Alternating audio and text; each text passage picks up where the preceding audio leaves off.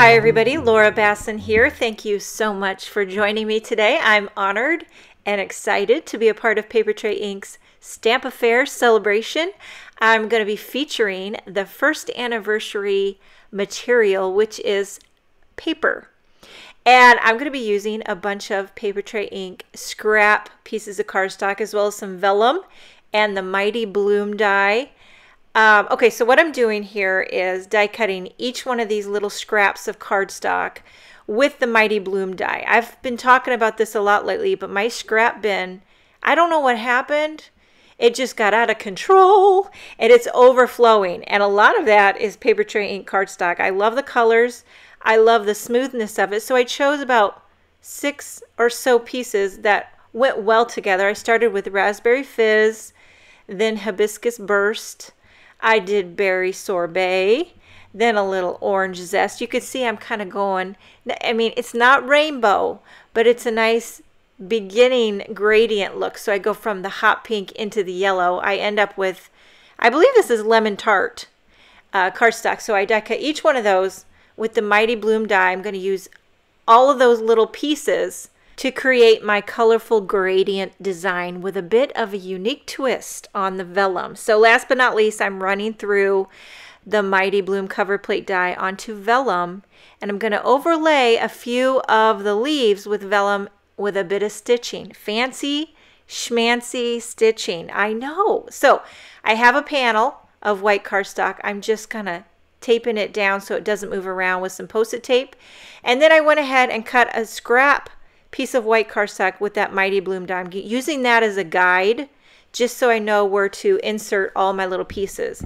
And now I'm taking some Tombow Mono liquid glue, and this is where that little quick pick tool, that is a lifesaver. I use that to just pick up my little pieces. I'm starting in the center with the darkest color, the Raspberry Fizz, and I just bump it up. That's where this guide helps so much. You just bump it right into the corner. I hold it down, count to like 5, just so it sticks. And then I'll go another round. This is great. It really goes pretty fast. Just a dot of that Tombow Mono adhesive around. I can do about 6 at a time. Now I'll move on to the next color, which is the Hibiscus Burst. Popping those in. You get the idea? So it takes a while.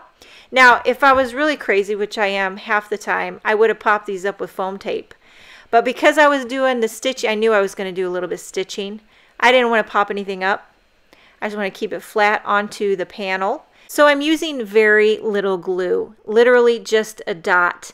And I knew I was going to do some stitching, like I said, and I didn't want to get my sewing machine all gunked up. And I have done some things similar, kind of like this before, where I had to kind of temporarily adhere things down.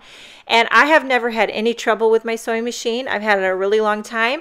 I really only use it for card making. I am not a seamstress, although I wish I could. One day I would love to make a quilt.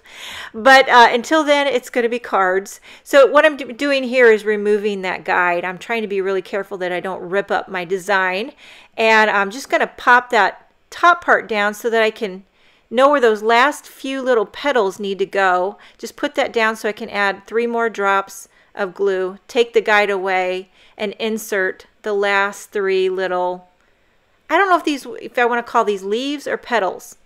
Potato. Either way, it's done. Now here we go with the fancy schmancy stitching. Now this is hard to get the angle, but hopefully you can get the idea of what I'm doing here.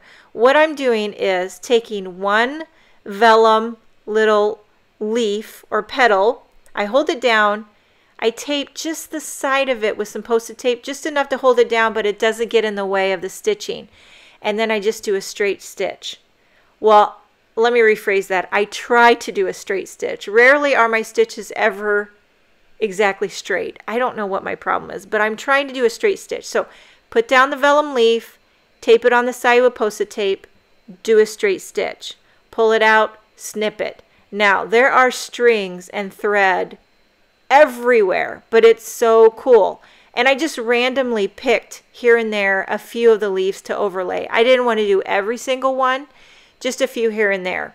So now what I'm doing is flipping it over and I'm pulling the thread through. Do you know how to do that? You pull it through. I've got my little retractable needle and you can pull the thread through the back so it all looks neat and tidy on the front.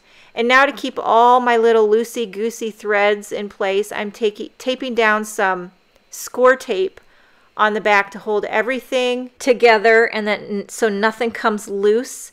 And there she is in all her glory. I'm going to take my big paper trimmer here and trim off any of the excess. I'm going to trim it down so that I can pop this up on a standard size card base. So I do this a lot. I trim my panels to 4 inches wide by 5 1/4 inches tall. And now for the sentiment. I'm using a word die from the scripted die set. I've gone ahead and die cut 6 of these U word dies out of white cardstock, and I'm using spray adhesive to quickly stack them up, make it nice and sturdy and dimensional, really kind of pops off your card. And I love using the spray adhesive, especially for intricate, detailed, thin dies like that. And then now what I'm doing here is embossing a coordinating sentiment from the scripted stamp set. I'm going to emboss the sentiment in white on a little strip of black cardstock. It says brighten my days, so it's going to be like, you brighten my days. I think this could even be an anniversary card since we're celebrating anniversaries. And then I'll pop up my panel with foam tape onto a white card base.